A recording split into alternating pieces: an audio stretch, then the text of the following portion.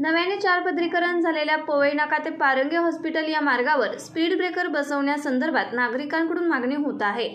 पवई नाक्यावरून जाताना तीव्र उतारामुळे वाहने सुसाट जात आहेत। त्यामुळे या ठिकाणी स्पीड ब्रेकर किंवा साइड पट्ट्या आखण्यात याव्या अशी मागणी सामाजिक कार्यकर्ते महारुद्र तिकुंडे यांनी केली आहे। नमस्कार, मी महारुद्र तिकुंडे, माहिती अधिकार।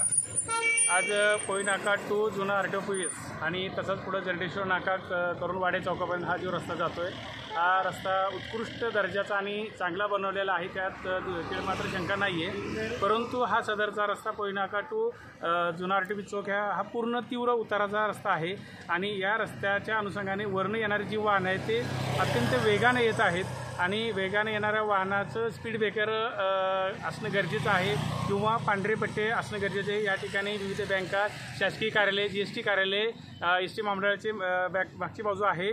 तसेच मागच्या बाजूला जो पूर्वीचा पारंगे चौक आहे, ज्याची मागणी मी आता माहिती अधिकार चौक म्हणून केलेली आहे, या चौकातसुद्धा स्पीडनं वाहनं येऊन अपघात होण्याची शक्यता नाकारता येत नाही आणि अपघात झाल्यानंतर प्रशासनानं त्या ठिकाणी एखादी व्यवस्था करण्यापेक्षा आत्ताच त्यांनी याबाबतीत दक्षता घ्यावी आणि त्या माहिती अधिकार चौकामध्ये आणि ह्या उताराला योग्य दर्जाचे स्पीड ब्रेकर टाकण्यात यावेत, ही विनंती राहील। जय हिंद, जय महाराष्ट्र।